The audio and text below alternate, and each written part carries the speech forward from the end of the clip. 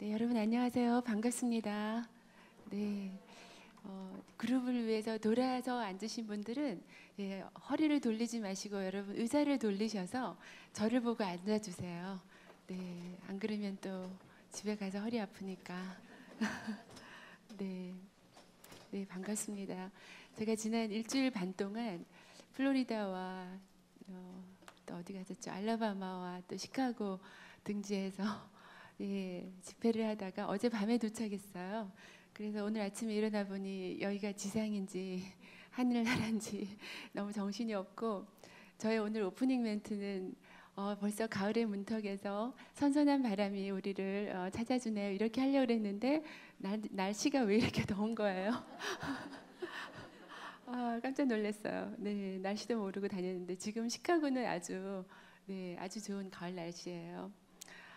저는 오늘 이제 엄마로 섰어요. 강사라기보다는 제가 오늘 여러분들께 소개하고 싶은 이 러브 앤 러직이라는 그러니까 프로그램이에요. 사실은 프로그램이고 이제 이것을 배우러 이제 콜로라도 본부에 가서 이제 열심히 배워서 굉장히 긴 코스예요.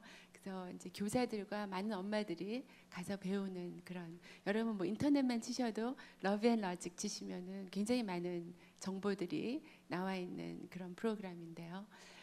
저는 어떤 강사라기보다도 이제 아이들을 지금도 기르고 있어요.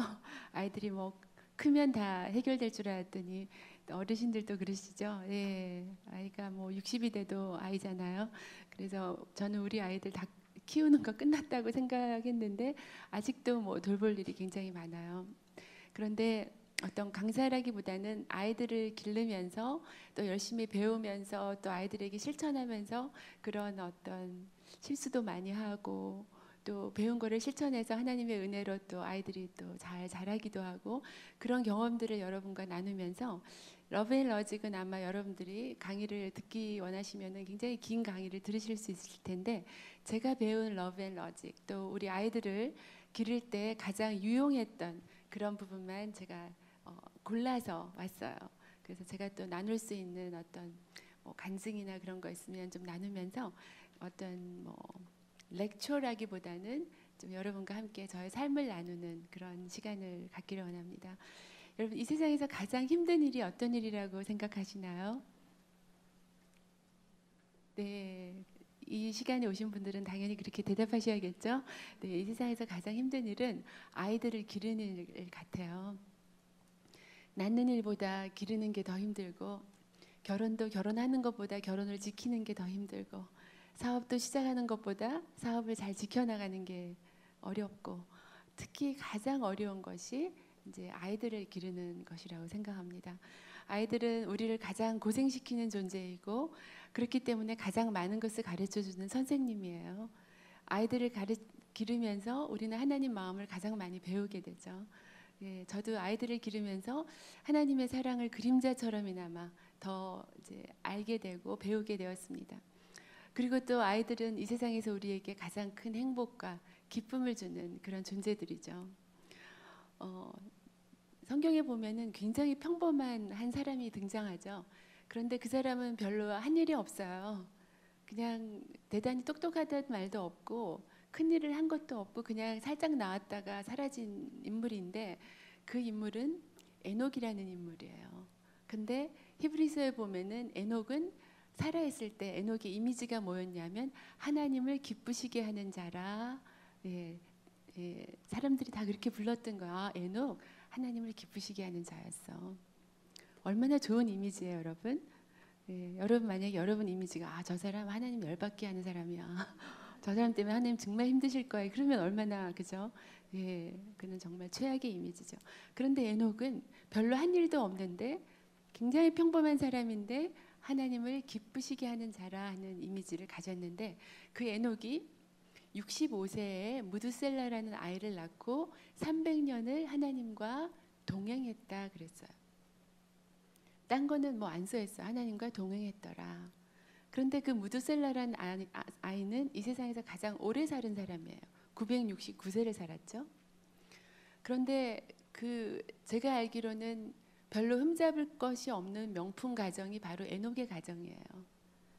그런 걸 보면 최고의 자녀 교육은 하나님과 동행하는 것이 아닌가. 부모가 하나님과 동행할 때 그것은 최고의 가정이 될 수 있는 것이 아닐까 생각해요.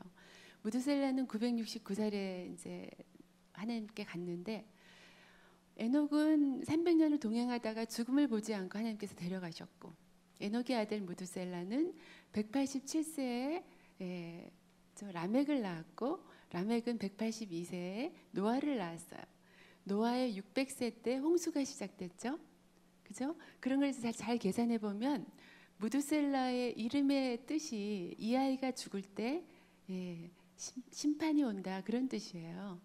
그런데 187 더하기 182 더하기 600 하면 정확하게 969살 무드셀라가 죽은 해에 홍수 심판이 시작됐어요.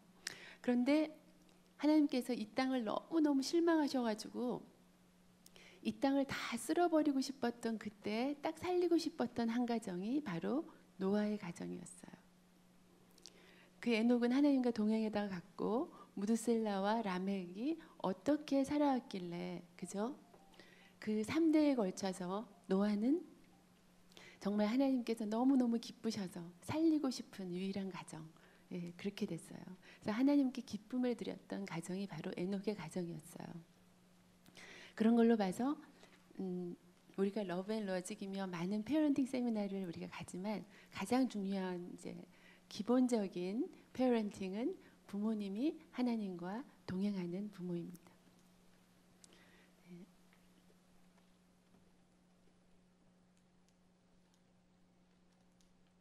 왜 그러냐 하면 하나님과 동행하면 우리는 하나님의 성품을 배워가기 때문에 그렇습니다.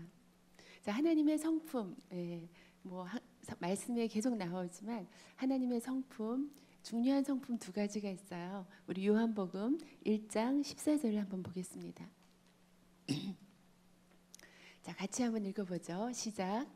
말씀이 육신이 되어 우리 가운데 거하심에 우리가 그의 영광을 보니 아버지의 독생자의 영광이요 은혜와 진리가 충만하더라. 네, 아멘. 그래서 하나님, 우리 예수님의 특성은, 가장 대표적인 예수님의 그 성품은 은혜와 진리예요. 은혜롭고 진리에 충만하시고 또 은혜에 충만하신 그런 분이에요. 그래서 러브 앤 라직이 바로 은혜 충만 또 진리 충만, 그런 뜻이에요. 그래서 우리가 아이들을 양육할 때 어떻게 하면 우리 예수님을 본받아서 정말 grace and truth, 은혜롭게 잘 사랑을 보여줘야 되지만 그럼에도 불구하고 말씀 가운데 잘 서서 이렇게 진리 가운데 서서 그렇게 주님이 맡기신 아이들을 마땅히 행할 것을 가르치는 그런 부모가 될 것인가 하는 것을 고민해 봐야 되겠죠. 그래서 예수님은 은혜와 진리 하나님입니다. 그래서 예수님은 정말 은혜로운 분이었지만 항상 진리 가운데 계셨고, 그래서 그런 예수님께서 우리를 따르라고 하세요. 너희들 나를 따르라. Follow me and I'll make you fishers of men. 그러면 내가 너를 사람 낚는 어부가 되게 하리라. 그래서 우리가 우리 아이들의 마음을 낚아서 나를 따르게 하는 게 아니라, 우리 아이들의 마음을 얻어서 하늘나라로, 그죠? 하나님의 나라로 이 땅에서도 살게 하고 또 하늘나라로 갈 수 있도록 그렇게 우리 아이들을 양육해야 되는 거죠. 그래서 그러기 위해서는 우리가 따라야 될 예수님이 어떤 분인가를 고민하면서 항상 말씀 가운데 여러분들처럼 이렇게 앉는 것이 너무나 중요하다고 생각합니다. 그래서 러브 앤 라직은 어떻게 하면 부모로서 또 교사로서 이 은혜와 진리가 충만한 그런 삶을 살 것인가. 그래서 저는 오늘 어떤 원리보다는 그 원리를 가지고 우리 삶 속에 어떻게 적응할 것인가 하는 것을 여러분과 좀 더 나누고 싶어요. 그래서 잠언 22장 6절에 보면은 이런 말씀이 나오죠. 잠언 22장 6절. 네. 잠언 22장 6절. 그림이 너무 멋있는데요. 잠언 22장 6절 시작. 마땅히 행할 것 길을 아이에게 가르치라. 그리하면 늙어도 그것을 떠나지 아니하리라. 그렇죠. 네, 그래서 보통 우리가 아이들이 이제 좀 크고 그러면은 우리가 아이들을 훈계를 하고 훈련을 하고 그러죠. 근데 사실은 3살 때까지 모든 인격과 성품이 다 개발되는 거예요. 그래서 유대인들은 6살 때까지는 엄마가 아무리 똑똑한 엄마라도 절대로 일을 하지 않고 아이들을 집에서 엄마가 직접 양육을 한다고 하죠. 그래서 왜 성격이 이렇게 갈수록 나빠지나 막 그런 이제 아이들이 어렸을 때는 예뻤는데 갈수록 나빠지나 막 그런 말 하는데 그것은 이제 그 부모님의 책임이라고 저는 생각합니다. 그래서 3살 때까지 이 아이에 있는 그런 선함이 잘 개발될 수 있도록 잘 가르쳐 주는 거 굉장히 중요하죠. 제가 다른 주에 살 때 저희 이제 시댁에서 그런 걸 했어요. 한국 아이들을 입양해서 사는 외국인들을 초대했어요. 한 40가정을 초대했어요. 저희 집에. 그래서 아이들을 우리나라 아이들을 그렇게 입양해서 길러주니까 얼마나 고마워요. 그분들이. 그래서 이제 그분들을 초대해서 식사를 대접하고 그런데 저는 보통 한국 교회 오면 아이들이 정신없이 뛰어다니고 막 그러잖아요. 그래서 그때 이제 그날 우리 집을 잘 준비를 했어요. 완전히 폭탄이 떨어지겠다 우리 집에. 그렇게 준비를 했는데 너무 놀라웠던 것이 그 아이들이 앉으라는 자리에 일어나 그대로 앉아 있고 밥 먹을 때 주면 잘 먹고 땡큐 뭐 그러고 너무너무 착한 거예요. 그 집안일 막 한국 애들처럼 막 냉장고 열고 뭐 다 조사하고 그러지도 않고 이 아이들이 정말 왜 이렇게 잘 훈련이 됐을까? 같은 한국 아이들인데 깜짝 놀랐어요. 그래서 아 이건 민족성이 아니구나. 네, 어떻게 훈련하는가가 문제지 민족성이 아니구나 하는 것을 그때 알았어요. 그리고 어떤 외국 사람들을 이제 초대한 자리에서 2살짜리 미국 아이가 제 옆자리에 앉았는데 2살이에요, 2살. 그대로 앉아 있는 거예요. 밥을 주면 먹고 또 그대로 땡큐 그리고 가만히 앉아 있는 거예요. 너무 신기했어요. 엄마가 안아주고 그런 것도 없어요. 그래서 제가 신기해서 물어봤어요.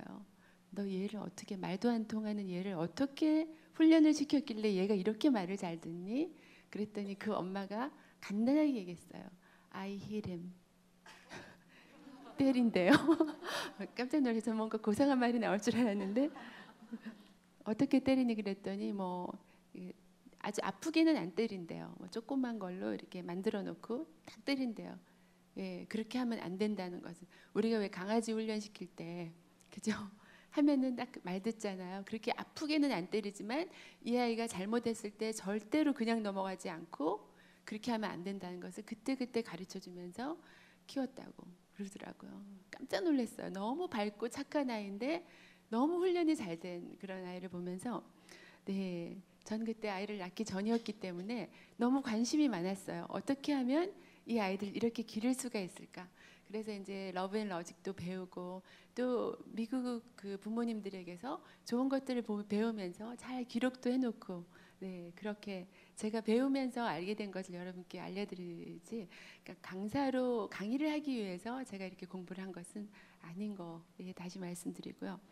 대화가 되기 전까지 훈련이 끝내야 된다고 그래요. 우린 보통 대화가 되면 얘기를 하려고 그러잖아요.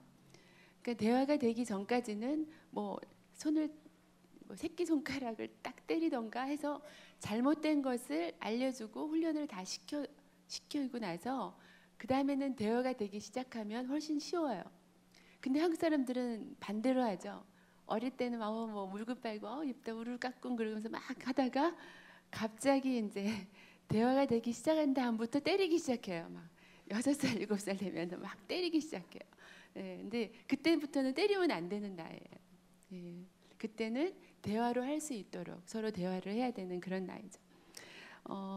네, 그래서 일반적으로 우리가 지켜야 될 룰은 일단 대화가 되는 아이는 때려서는 안 된다 하는 거예요. 그래서 한 4살 그때까지만 말이 안 통하기 때문에 그때는 뭐 네. 저는 때리는 것도 옵션을 줬어요. 오늘 저녁에 굶을래, 맞을래 이렇게. 그럼 저희 큰애는 항상 예, 맞는 것을 선택했고 우리 둘째 아이는 그냥 굶는 것을 선택했어요. 근데 뭐 한국 부모들은 애를 때리면 때렸지 굶길 수는 없잖아요. 그래서 어떻게든 밤에 자기 전에 뭐 주고 그러는데 이제 그런 식으로 하면 훈련이 무너지기 시작하는 거죠.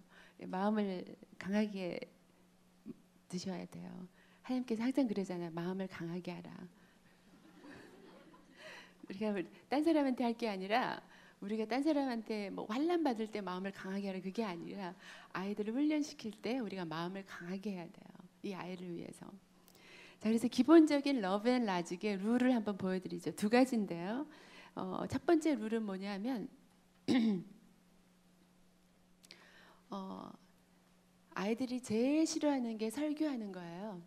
그래서 아이들에게 분노와 설교와 협박 없이, 예, 우리 얼바인 온누리 교회는 이런 거 안 하시죠?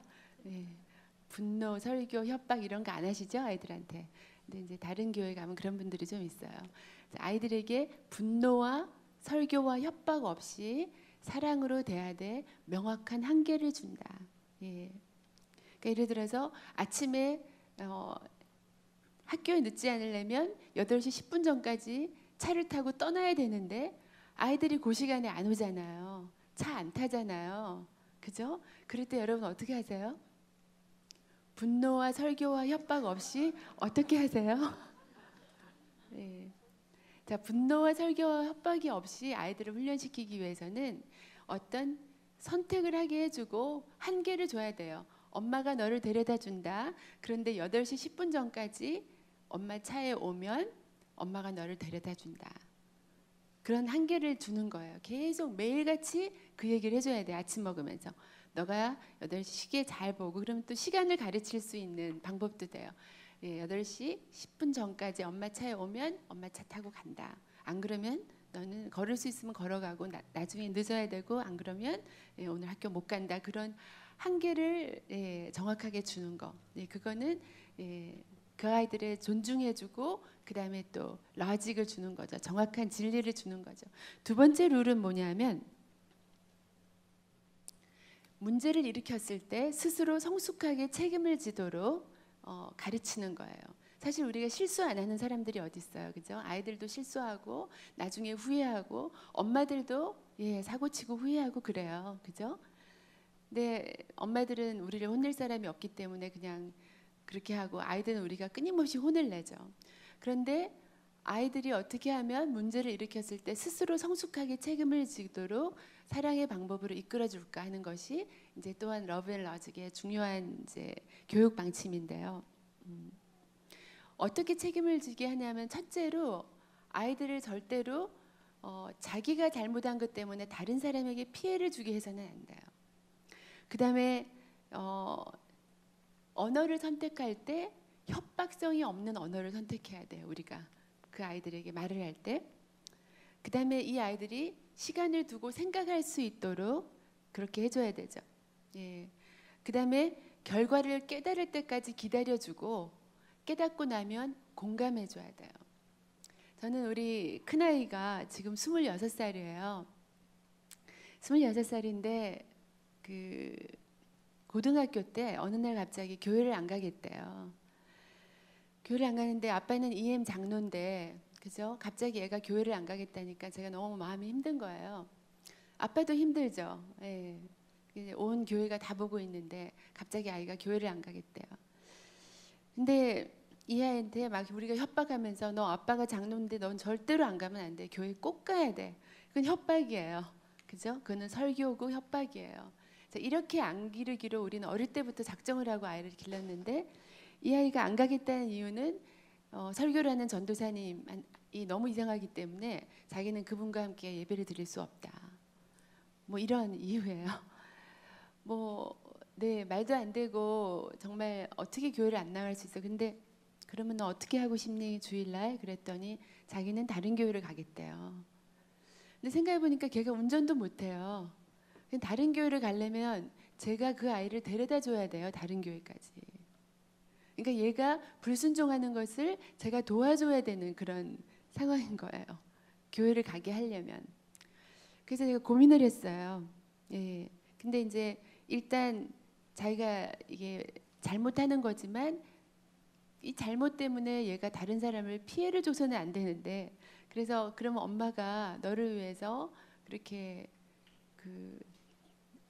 거기까지 데려다 줘야 되는데 그래서는 어떻게 생각하니 그랬더니 너무 미안하고 고맙게 생각하고 엄마 일을 자기가 되도록이면 더 많이 도와주고 설거지도 하고 그러겠대요. 그래서 오케이.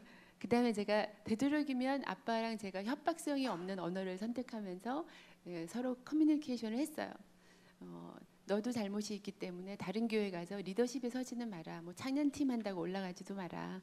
너도 예배하면서 하나님이 무슨 말씀을 하시는지 생각해보고 예배자로 그냥 있기를 바란다. 거기까지는 본인이 오케이를 했어요.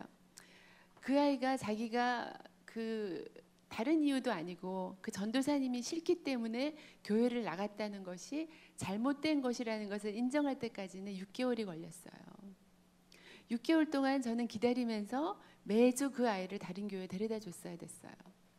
근데 어느 날 이제 걔가 오더니 자기 이제 우리 교회로 돌아오고 싶대요. 그래서 이제 왜 그러냐 그랬더니 예배를 하면 할수록 자기도 잘못했고 그 전도사님의 연약한 점을 자기가 위해서 기도하고 그랬어야 되는 건데 자기가 너무 그 이제 화를 낸 것에 대해서 그분에게 직접은 안 냈지만 속으로 화를 내고 그분과 예배를 볼 수 없다고 생각한 것에 대해서는 자기가 잘못했다고 깨달아진대요.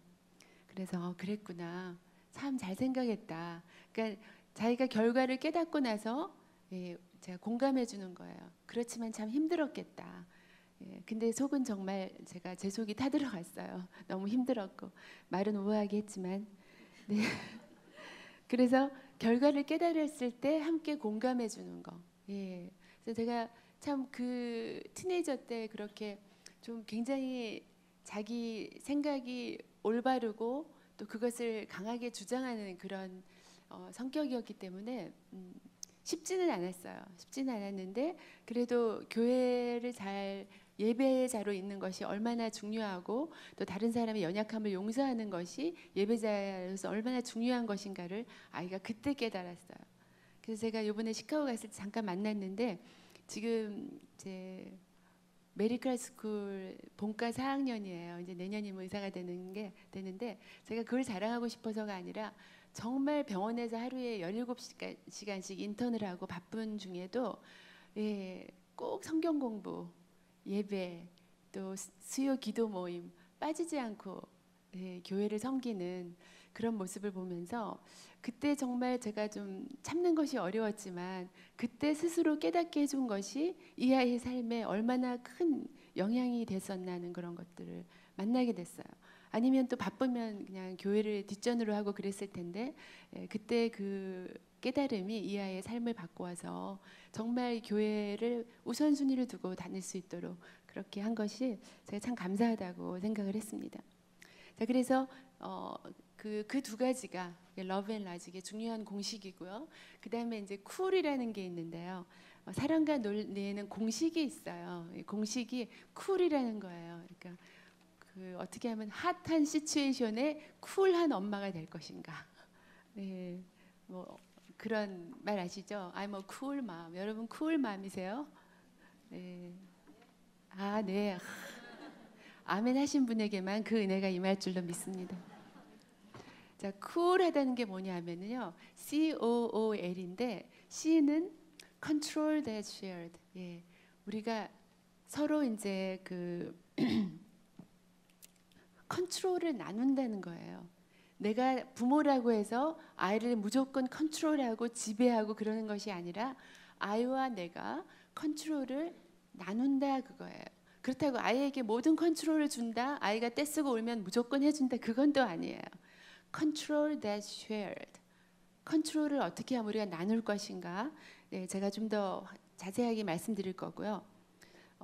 그냥 이 컨트롤이란 말은 결정권, 통제 그런 뜻이에요. 그죠?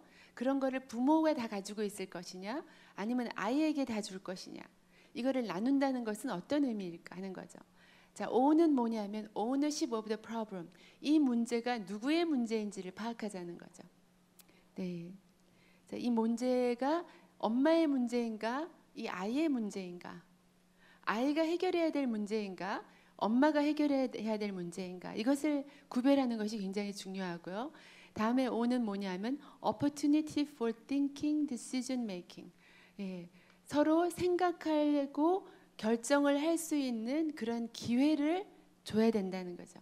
감정적으로 뭘 확 결정하고 그냥 나중에 후회하고 하나님께 막 눈물 뻑뻑 흘리면서 하나님 이 모습 이대로 받아주시옵소서. 뭐 마음과 결심 약하여 막 그리고 막 기도하고 그러죠.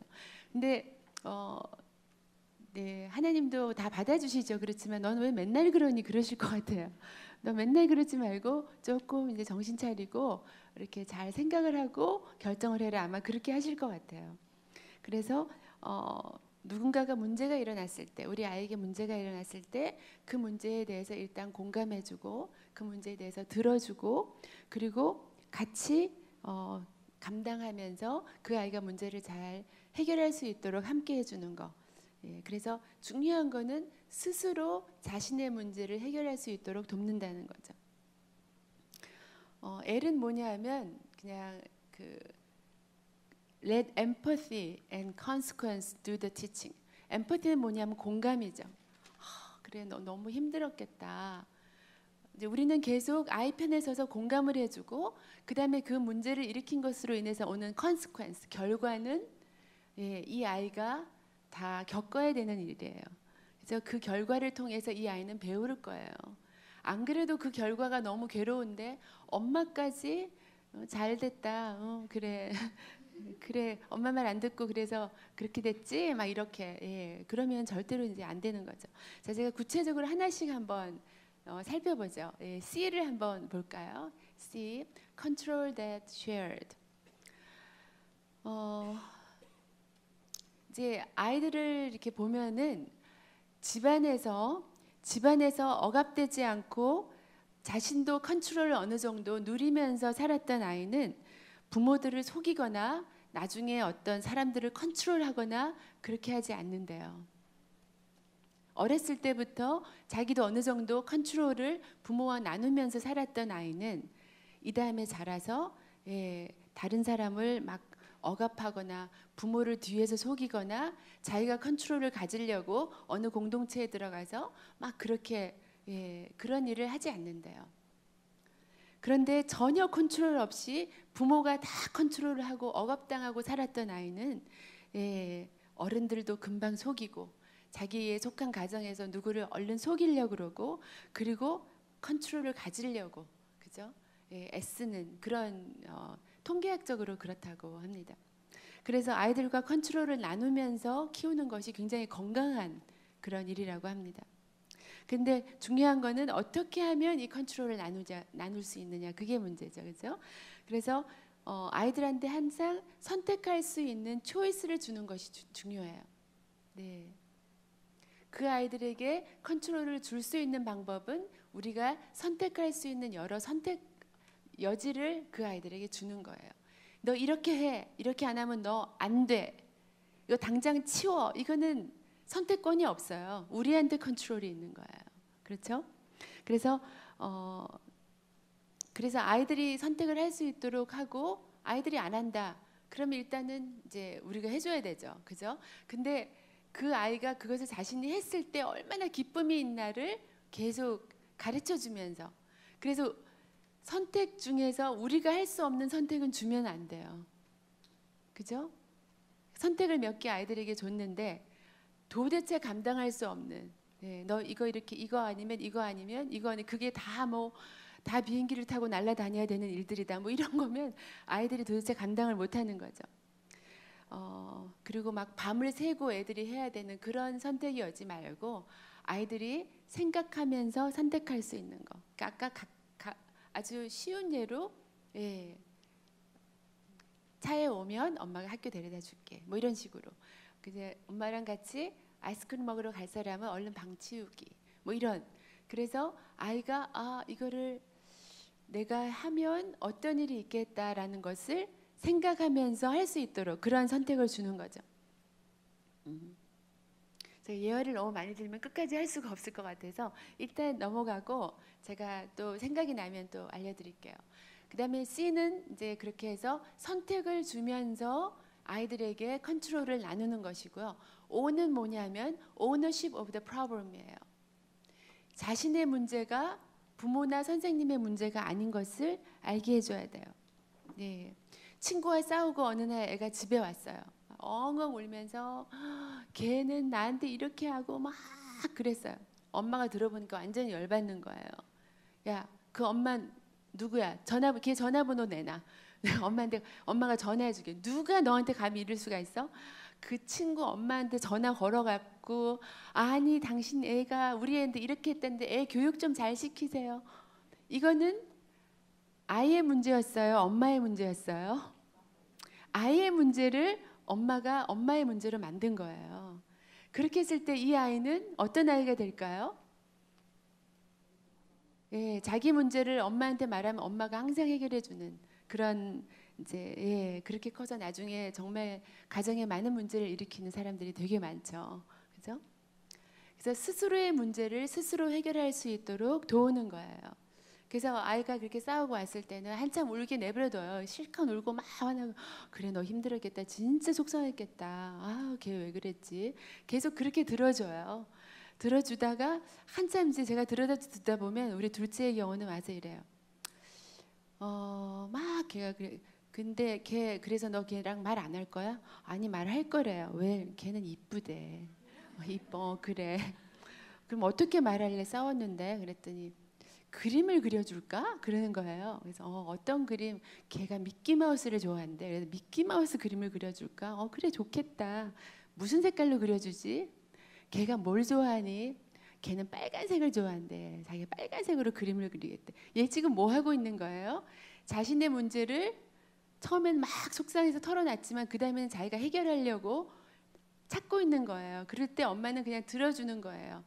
근데 놀리면 안 돼요. 아이고 아까는 울더니 이제 그림 그려줘. 이렇게 하면 안 돼요. 아이의 그 감정이 발전하는 것을 그대로 지켜봐 주면서 아 그래 걔가 빨간색 좋아하면 빨간색 좋겠다.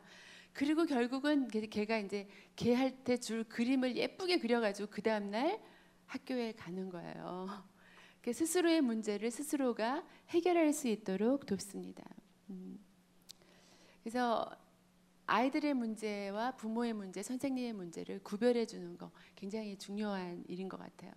저는 이제 우리 아이들을 초등학교 보낼 때 다른 주에 살았는데 한국인들이 없는 곳이었어요. 저희 큰아이 혼자 한국 사람이었어요. 그랬더니 뭐 애들이 막 놀렸대요. 뭐 차이니즈, 자파니즈, 너리니즈 이러고 막 놀렸대요. 근데 엄마한테 와서 말은 안 하고 애가 열병이 났는데 아무리 내려드는 약을 먹어도 애가 안 내려가요. 열흘을 결석을 했어요. 그래서 이제 하루는 선생님이 좀 오래 학교를 갔더니 사실은 얘가 그렇게 왕따를 당했다고 저한테 말을 안 했는데 왕따를 당했대요. 애들이 와서 오늘에야 선생님에게 얘기를 해줬대요. 그 얘기를 듣는 순간 클리넥스 박스가 이만큼 큰 거 다 썼어요. 제가 얼마나 분하고 원통했는지 너무너무 서러운 거예요. 우리 아이를 그렇게 했다는 게. 당장 전학시켜야지. 제 마음에 딱 그랬어요. 당장 얘를 전학시키고 얘를 힘들게 한 엄마들 다 불러가지고 내가 얘기하지 막 그런 생각이 들더라고요. 근데 집에 와서 가만히 기도하며 생각하면서 또 배운 걸 생각하니까 이 아이의 문제인데 제가 나서서 이러면 도리어 더 어느 학교를 가도 그런 문제는 있잖아요. 그때부터 저는 워크숍을 시작했어요. 사실은 강사가 된 것은 훨씬 그 이후의 일인데 그때 어떤 워크숍을 했냐면 학교에서 저한테 시간을 줘서 코리안 데이라는 걸 했어요. 한국 음식 다 가져가고 저는 한복을 입고 가서 한국의 역사와 전통과 의상과 풋에 대해서 아이들에게 다 얘기해주고 한국 이름 써주고 완전히요. 걔네들은 다른 아시아 나라들은 몰라요. 한국밖에. 그리고 막 애들이 와서 저보고 결혼하자 그러고 막 난리도 아니에요. 그래서 매해 아이들 생일이 되면 저는 가서 그 학교에서 코리안 데이를 해줬어요. 그게 저의 그 강의의 뭐 원조라고 해야 되나 워크숍의 가장 시초였는데요. 그래서 저는 우리 에리에게 그랬어요. 큰아이에게 엄마는 엄마의 일을 하겠다. 그러니까 너는 너의 일을 해라. 친구들과 잘 지내고 공부 열심히 하고. 그러면 엄마는 엄마의 일을 해줄게. 그래서 그래서 정말 아이가 큰아이, 작은아이 다 생일 때마다 가서 그렇게 해줬어요. 정체성을 찾을 수 있도록 그렇게 해줘서 아이들이 너무 많이 먹어서 제가 음식을 감당할 수 없을 때까지 해줬어요. 중학교 때까지. 그 다음부터 너무 많이 먹어가지고 음식을 가져갈 수가 없었어요. 그래서 엄마들 중에는 헬리콥터 엄마가 있고 드릴 서전이 있고 상담자가 있어요. 헬리콥터 엄마는 뭐냐면 헬리콥터가 딱 위에 떠다니잖아요. 딱 아이들 위해서 떠다니는 거예요. 너는 엄마가 항상 곁에 있어야 돼. 내가 보호해 줄게. 너의 인생은 엄마 없이는 안 돼. 그리고 이제 그 아이 위에 떠다니는 엄마 있죠. 예, 제가 이런 엄마였어요. 그래서 우리 작은 아이가 킹더가든을 딱 갔는데 그날 제가 얼마나 파킹장에서 울었는지 다른 엄마들은 이제 신난다 쇼핑 가자 그러고 가는데 저는 이 아이가 내가 보호해 줄 수 없는 학교로 들어갔다는 사실이 얼마나 슬프고 외로운지 제가 그 스쿨버스 타러 가는데 저 스쿨버스가 학교로 갈까? 갑자기 막 두려움이 생기기 시작하는 거야. 그래서 제가 스쿨버스를 따라갔다는 거 아니에요. 아이들이 막 손 흔들면서 한참을 따라가서 한 일주일이나 열흘 정도 따라갔어요. 그 다음에는 아 스쿨로 가는구나. 저는 헬리콥터 엄마였어요. 이 아이들은 내가 아니면 안 된다. 예. 그 다음에 드릴 서전은 어떤 엄마들이에요? 아이들은 따라다니면서 이제 드릴 서전 훈련 교감 이거 해라 저거 해라 너 혼자 너는 이거 절대로 생각을 못하니까 엄마가 하라는 대로 너는 해. 무조건 네 그리고 해 뭐 이렇게 그죠 따라다니면서 엄마가 내가 결정하는 대로 너는 따라야 돼 뭐 이렇게 계속 하는 엄마들. 그 다음에 이제 상담자 엄마들이 있죠. 네. 상담자 엄마들은 이런 엄마들이에요. 러브 앤 러직을 배운 엄마들. 스스로 결정할 수 있도록 도와주고 대신 결정해주지 않고 자신의 문제를 자기가 결정하도록 명령보다는 스스로 선택할 수 있도록 그런 옵션을 주는 그런 엄마들이 바로 상담자 엄마들입니다. 그 다음에 다른 O 또 하나 있죠. Opportunity for thinking. 아이들에게 우리는 생각할 수 있는 여유를 줘야 돼요. 한계를 준다면은 생각하는 말을 할 수 있고 또 우리가 싸움이 되는 말을 할 수도 있어요. 우리가 순간적으로 확 해버리는 말은 어떤 배설물 같이 나오는 말들이에요. 그러니까 우리는 말을 할 때 배설물 같이 내뱉을 수도 있고 상대를 배려하는 말로 나올 수도 있어요. 우리가 감정적으로 확 해버리는 거는 배설물이에요. 그런데 상대방을 배려하면서 잠깐 우리가 생각하는 말은 생각하게 해주는 말을 할 수가 있어요. 그래서 배설물 같이 확 해버리는 말은 싸움이 되는 말들이에요. 예. 그런데 배려하는 말은 생각해 줄 수 있는 말이에요. 네. 가끔 애들이 엄마한테 소리 지르죠. 막 이러면서. 그죠? 여러분 그때 어떻게 하세요? 엄마한테 소리 지를래? 막 이렇게 하죠. 더 큰 소리로 우리가 눌러야 되니까. 그렇게 되면 이제 이게 배설물이 되는 거예요, 말이. 그래서 이런 경우에 내가 어떻게 하면 생각하는 말로 바꿀 수 있을까? 아이들을 생각하게 해주는 말. 그럴 때는 엄마가 소리를 확 죽여야 돼요. 엄마는 소리 지르지 않는 사람들 얘기만 들려. 이렇게 우아하게 얘기해 주세요. 엄마는 소리 지르는 사람 얘기는 안 들리고 소리를 안 지르는 사람 얘기만 들려. 근데 만약에 엄마가 감정을 못 참고 소리를 막 지르면서 엄마는 소리 지르는 사람 얘기는 안 들려. 그러면 이게 될까요? 안 되는 거예요. 엄마가 먼저 목소리를 낮춰야 돼요. 그래서 엄마는 작게 말하는 사람 얘기만 들려. 그러면 아이들이 어떻게 할까요? 생각하는 거예요. 이때 생각하는 거예요.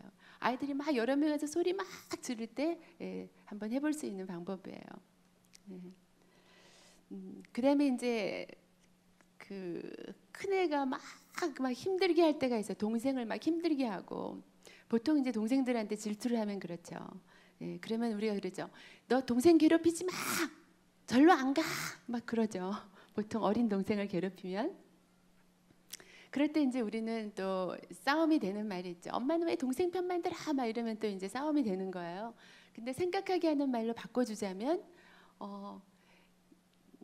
너가 동생만 안 괴롭히면 엄마랑 이 방에서 오늘 재밌게 놀자. 이렇게. 그죠? 너가 동생만 안 괴롭히면 엄마랑 이 게임도 하고 저 게임도 하고 그렇게 놀자. 이렇게 하면 또 이 아이가 무슨 생각을 할까요? 엄마하고 놀려면 동생을 괴롭히면 안 되는구나 생각할 거 아니에요. 이렇게 생각하게 해주는 말로 우리의 그 말을 바꾸는 거. 예. 그래서 아이들 방에 가서 야, 방 치워. 그럼 아이들이 내 마음 바로 치울게요. 이렇게 하나요? 안 그러죠. 그죠? later 뭐 이렇게 우리를 속되짚죠. 근데 방 치워 하는 거는 우리가 싸움이 되는 말이에요. 네. 그래서 같은 말도 방 치우는 사람 엄마랑 아이스크림 먹으러 갈 거지 뭐 이런 식으로. 그래서 아이가 방을 치우고 엄마랑 뭘 할 것이라는 그런 기쁜 것을 주면서 아이들이 선택해야 할 수 있도록. 그래서 우리가 배설하지 말고 말을 황금의 언어로 바꿔서 다른 사람으로 하여금 생각하게 해주는 그런 말을 바꾸면 네, 좋죠. 그 다음에 마지막 L은 뭐냐면 Let empathy and consequence do the teaching. 아까 제가 말씀드린 대로 공감해주고, 그죠? 근데 어떤 일에 대해서 잘못했잖아요. 이게 결과가 되냐 처벌이 되냐는 엄마가 어떻게 하는가에 따라서 달렸어요. 처벌이 되면 네, 부모가 자신의 문제로 만들어서 네가 잘못했으니까 너는 벌 받는 거야. 이렇게 되면 처벌이 돼요. 네, 근데 부모가 이거는 내 문제가 아니고 아이의 문제다. 그렇게 해서 아이의 입장에 같이 서서 어떡하니? 이렇게 돼서 어떡하니? 같이 걱정해주고 정말 힘들겠다. 그죠? 이렇게 같이 해주면 엄마는 나를 처벌하는 이 문제를 엄마가 가지고 있다가 잘못했기 때문에 엄마가 나를 처벌하는 그런 존재가 아니라 엄마는 나의 입장에서 나의 잘못을 같이 마음 아파하면서 이 결과를 같이 마음 아파하는 존재라고 생각했을 때 아이들은 그 결과를 가지고 배워요. 근데 엄마가 처벌을 해버리면 이미 엄마한테서 처벌을 받았기 때문에 그 결과를 통해서 배우지를 못해요. 그리고 이것을 이제 엄마가 공감을 해주느냐 분노를 하느냐는 시각의 차이예요. 예. 엄마가 어느 자리에 앉아서 이 문제를 보는가예요. 엄마가 내 자리에 앉아가지고 이 문제를 보면 야, 너 어떡하다 이렇게 했어 그러면서 막 혼을 내는 거죠. 그래서 막 분노가 나는 거죠. 그렇지만 그 아이의 자리에 앉아서 그 문제를 봤을 때는 안 그랬으면 좋았을 텐데 내가 왜 그랬을까? 그죠? 그 아이의 입장에서 생각해 보는 거예요. 그렇게 했을 때는 공감이 되는 거예요. 그래서 시각의 차이에 따라 공감이 되고 분노가 되고, 그 다음에 이 문제를 내가 가지고 있느냐 아이의 문제냐를 구별함으로써 결과가 되고 처벌이 될 수 있는 거죠. 그래서 논리적인 결과를 세워가는데 스스로 자신이 그 결과를 가지고 잘 생각을 해야 돼요. 예. 이제 우리 작은 아이가 한 번은 학교에서 딱 걸려가지고 일주일 동안 쓰레기통을 들고 학교를 청소해야 되는 벌을 받았어요. 왜냐하면 가는데 어떤 말썽꾸러기가 안 지워지는 분필로 온 학교에다가 낙서를 하다가 갑자기 유리가 지나가니까 너도 해봐 불렀어요. 유리가 딱 그래 그러면서 분필을 잡는 순간 선생님한테 걸렸어요. 선생님이 너 둘 일주일 동안 청소해, 쉬지도 말고 점심도 먹지 말고 이렇게 된 거예요. 그날 완전 우리 집은 초상집이었어요. 벌을 받아본 적이 없는 아이가 그런 엄청난 벌을 받았어요.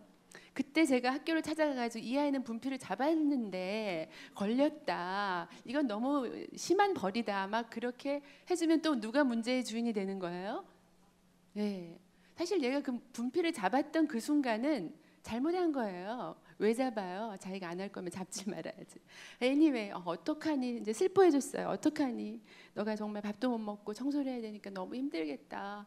계속 이제 같이 그 결과에 대해서 슬퍼해주는 거예요.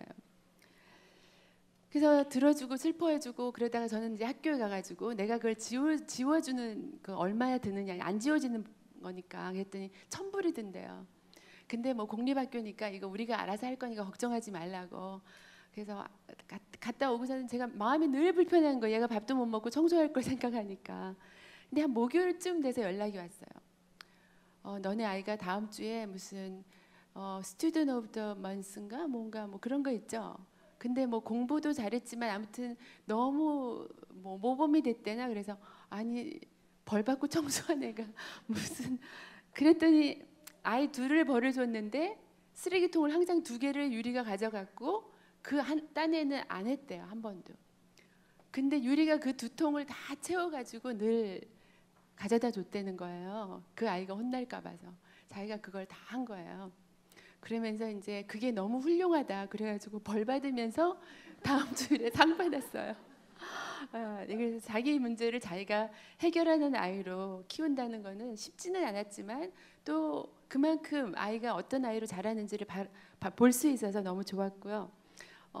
네, 그래서 그 아이는 그렇게 자기가 한 일을 잘 책임지는 아이로 잘 자라서 지금은 초등학교 선생님이 됐어요. 1학년 선생님이에요, 우리 막내가. 네, 그래서 논리적인 결과로 하는 교육이 무너질 때가 언제냐면 엄마가 껴들어가지고 막 혼내고 학교 가서 해결해주고 막 그랬을 때 이제 좀 안 되는 거죠. 자, 교육이 무너질 때가 언제냐 하면 네, 교육이 무너질 때 슬라이드 갖고 왔는데 좀 보여주세요. 교육이 무너질 때는 엄마가 막 이번에 그 혼나봐라 막 이럴 때 있죠. 예, 혼나봐라. 그럴 때 교육이 무너져요. 그래서 분노와 그런 네, 잠언이 먼저 나왔네요. 네, 교육이 무너질 때 그래서 한번 당해봐라. 네가 잘했다. 엄마 말 알던데 네가 잘했다. 뭐 이런 식으로 막 그 엄마가 막 같이 결과만 해도 가슴 아픈데 엄마가 막 그러는 거 있죠. 그리고 분노와 불만을 다 그렇게 모아가지고 아이들한테 해댈 때. 그 다음에 어떤 결과에 대해서 엄마가 생각하는 결과가 더 가치 있는 것이라고 자꾸 주입할 때 아이들은 그것을 받아들일 수가 없는 거예요. 제가 어떤 경험이 있었냐면 저희 작은 애가 고등학교 다니면서 무슨 IB 프로그램에 들어갔어요. 근데 어느 날 오더니 자기가 거기서 나올 테니까 엄마가 사인을 해달래요. 근데 특히 이제 한국 엄마들은 그 프로그램에 못 넣어서 난리인데 들어간 애를 빼려고 사인하는 엄마는 아마 제가 처음일 거예요. 그래서 내가 왜 나오려 그러는데 그랬더니 자기는 그렇게 뭐 IB 학교 가고 그래야 될 사람도 아니고 그렇게 살고 싶지 않대요. 자기는 그렇게 살고 싶지 않대요. 자기는 그게 중요한 게 아니래요. 너무 힘이 들었어요, 제가. 그랬더니 그러면 너한테 뭐가 중요한데? 그랬더니 자기가 도와줘야 될 공부를 도와줘야 될 친구 에이미가 있는데 그 애랑 같은 클래스를 택해서 걔를 도와주는 것이 자기한테 조의를 준대요. 제가 너무 속이 상하는 거예요. 또 아빠가 알면 더 속상하기 때문에 아빠한테 모르게 제가 고민을 했어요. 아, 나의 가치와 이 아이의 가치는 다른데 내가 중요한 거를 이 아이한테 막 주입시키고 너는 어떻게든 IB 학교를 가야 돼 이러는 게 아닌가 하는 생각을 잠시 하면서 제가 강의는 그렇게 하고 다니면서 내가 우리 아이들에게 못 그러는구나 생각하면서 이 아이가 하고 있는 이 긍휼히 여기는 이 가치가 너무 중요한 거잖아요. 그래서 이 가치가 너는 너무 중요한 것을 생각하는 아이구나 라고 얘기를 해줬지만 너 여기서 나오면 다시는 못 들어간다. 너 여태까지 같이 공부했던 친구들이 다 원하는 학교 갈 때 너가 못 들어갈 수도 있다. 뭐 이런 결과에 대해서 충분히 얘기를 해줬어요. 그렇지만 너가 하고 있는 생각하는 그것도 굉장히 중요한 일이다. 하고서는 이제 그 다음 날 너무너무 속상했지만 제가 한국 엄마로서는 처음으로 그 프로그램에서 나오는 페이퍼에 여러 페이퍼에 사인을 했어요. 예, 선생님이 Are you sure? 몇 번이나 물어봤어요. 네. 근데 우리가 알고 있는 그런 기준 그리고 이렇게 해야 옳은 거야 그런 것들을 계속 강요하고 협박하면은 이 아이는 스스로 이제 배울 수가 없는 거죠. 정말 그 아이는 자기가 원하는 삶을 살고 그냥 뭐 IB 학교 안 가고 예, 자기가 원하는 학교 가서 예, 선생님이 돼서 행복하게 살고 있어요. 예, 그래서 스스로의 가치를 우리가 존중해 주는 거 예, 쉽지는 않았어요. 저희 큰딸은 또 힙합 댄서가 되겠다 그래가지고 대학교 가서 힙합 선생님이었고 계속 힙합으로만 그냥 거의 살았어요. 그래서 제가 얼마나 또 마음이 힘들었는데 저는 발레를 했는데 이 아이는 어떻게 힙합을 할 수가 있어요. 제가 너무 괴로워했더니 예, 어떤 미국 목사님이 그러더라고요. 옛날에 시편이 유대인들에게는 힙합이었다. 그렇지만 얼마나 우리를 위로하냐. 그러니까 이 아이는 예, 다음 세대를 위로하는 아이가 될 거다. 그런데 전혀 마음에 안 들어오고 슬펐는데 힙합으로 막 거의 연예인과 같은 그런 삶을 살다가 어느 날 오더니 자기가 아무래도 메디컬 스쿨을 가야겠대요. 그래서 아니 왜? 그랬더니 자기가 30살이 지나면 힙합은 할 수 없는데 30살이 지나도 뭔가 의미 있는 일을 할 수 있는 일을 찾다 보니까 자기가 하고 싶은 일이 의사래요. 그래서 오케이 뭐 그렇게 해서 메디컬 스쿨을 가게 됐어요. 그래서 그 아이의 가치가 또 변하잖아요. 어렸을 때는 막 하다 그렇지만 스스로 깨달았을 때 그 아이가 그것을 이루기 위해서 최선을 다하는 걸 봤어요. 제가 막 억지로 의대를 보내려고 그랬으면 걔가 안 갔을 것 같아요. 근데 스스로 깨달았을 때 아이들이 할 수 있는 거를 보면서 우리는 중요한 거는 또 교육이 무너질 때가 언제냐 하면 말이 너무 많을 때 5번 보여주시겠어요? 톡투 맞죠? 엄마가 너무 말이 많을 때예요. 엄마가 말을 많이 하기 위해서 아이 말할 때 자르고 막 그죠? 아이 시끄럽다 그래 엄마 말 들어 이러면서 막 자르고 그죠? 그 다음에는 막 이렇게 가이드라인 이렇게 할 때는 이렇게 되는 거야 막 한 다음에 나중에 너무 불쌍해 8시 10분 전까지 차로 와야지 된다고 했는데 막상 얘가 이 더운 날 걸어갈 거 생각하니까 불쌍해. 그러니까 봐줘. 오늘만 봐준다 엄마가. 내일부터 그러면 안 돼. 이럴 때 이제 교육이 무너지는 거예요. 한번 가이드라인을 세웠으면 마음을 어떻게 하라고요? 마음을 강하게 하고 담대하게 해야 돼요. 마음을 강하게 하고 담대하게 해서 싸워야 될 적은 우리 안에 있어요. 다른 사람이 아니라. 그죠? 그다음에 엄마를 힘들게 한 만큼 혼내주려는 목적으로 어떤 결과를 유도해서는 안 돼요. 그 아이가 아주 막 너무너무 힘들어하는 결과를 만들어 놓고 막 그죠? 엄마 말 안 들었기 때문에 그 어려움을 당했다고 그렇게 생각하도록 막 그런 유도를 하면 아이들이 얼마나 똑똑한지 아세요? 우리보다 똑똑해요 일단은. 그래서 금방 알아차요. 그래서 그런 것은 지금 한국은요 서울대학 가는 사람들이 자신 대학 입학 원서도 못 써요.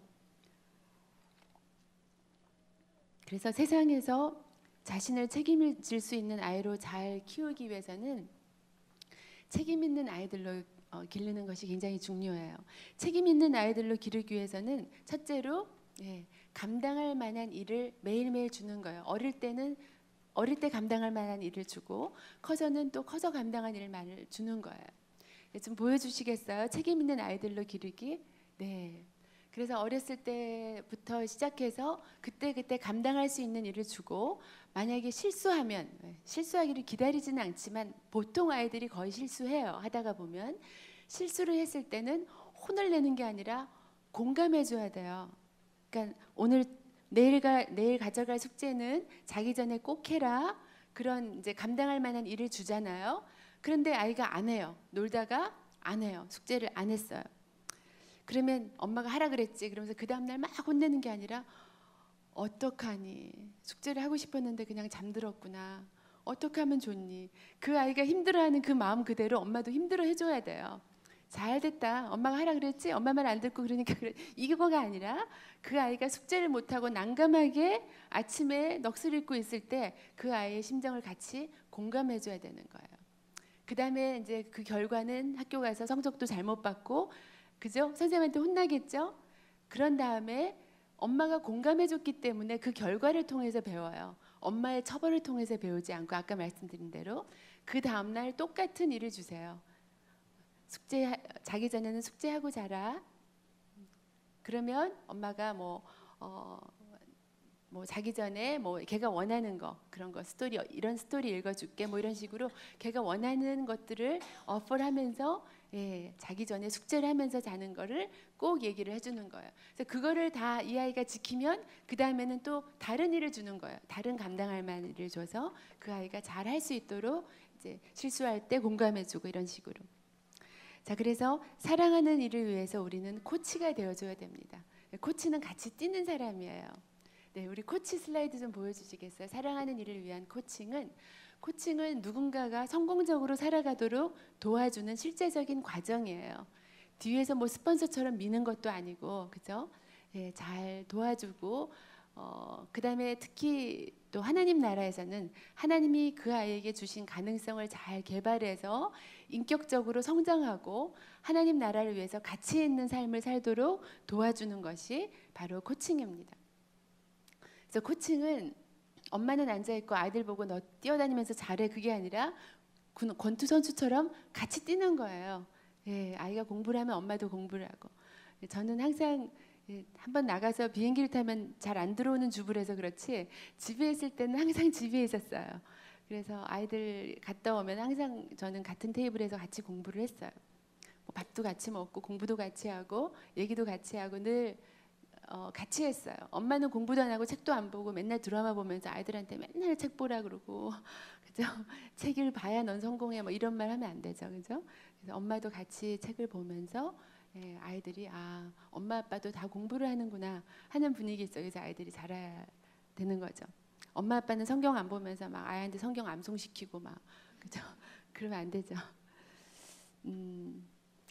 네, 그래서 잠언 18장 15절을 보면은 같이 한번 읽어볼까요? 잠언 18장 15절 말씀. 네, 같이 읽죠. 시작. 명철한 자의 마음은 지식을 얻고 지혜로운 자의 귀는 지식을 구하느니라. 그래서 명철한 자의 마음은 지식이라는 것은 알고 깨닫는 거죠. 지혜로운 자의 귀는 지식을 구하느니라. 네, 그래서 우리는 명철한 자, 지혜로운 자가 되기 위해서는 항상 모든 사람들의 말에 귀를 기울이는 내가 말을 막 하는 사람들이 아니라 그래서 우리는 자녀들에게 오늘도 내가 무엇을 배울까 하는 마음으로 자녀들을 학교 갔다 오면 맞아줘야 돼요. 그래서 유대인들은 자녀들이 집에 오면은 한국 엄마들처럼 너 시험 잘 봤니? 지난번에 본 거 뭐 받았어? 이렇게 안 물어봐요. 유대인의 엄마들은 너는 오늘 선생님에게 뭘 질문했니? 이렇게 물어본대요. 그래서 너가 아는 거 엄마한테도 좀 가르쳐줘. 이렇게. 저는 참 저희 아버님이 목사님이셨는데 항상 저를 가난하게 키웠다고 미안하다고 늘 말씀하시는데 전 너무 감사하는 게 저희가 학교 갔다 오면 저희 아버님은 항상 물어보셨어요. 예. 그래서 저희가 뭐 아버지가 다 아는 거 얘기를 해도 야 너희들은 어떻게 그렇게 말을 잘하냐 그러면서 막 박수 쳐주면서 우리 얘기를 들어주셨어요.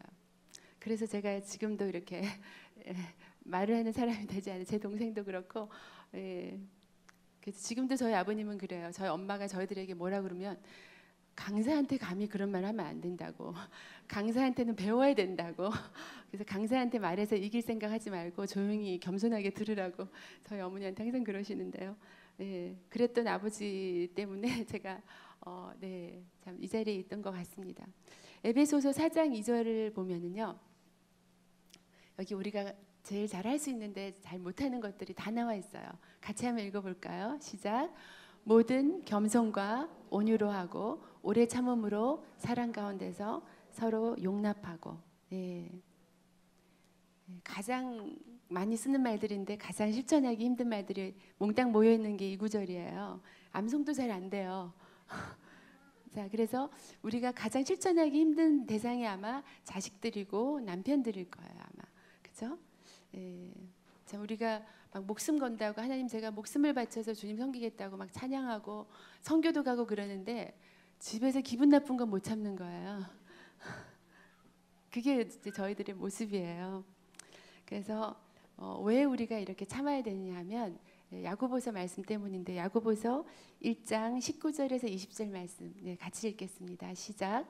내 사랑하는 형제들아 너희가 알거니와 사람마다 듣기는 속히 하고 말하기는 더디하며 성내기도 더디하라.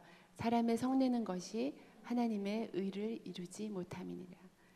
우리가 그렇게 해야 되는 이유는 우리의 삶을 통해서 하나님의 의를 이루어야 되기 때문에 그렇습니다. 그래서 가장 힘든 일이 마음을 드리고 감정을 드리는 일이에요. 우리가 시간을 드리고 헌금을 드리고 이런 거 다 잘하는데 마음을 드리고 우리의 뜻을 드린다는 것은 우리 마음이 없는 거예요. 막 누가 잘못한다고 우리 서운해하고 그러면 하나님께 마음 안 드린 거예요. 우리 뜻대로 안 된다고 속상하고 그러면 우리 뜻도 하나님께 안 드린 거예요.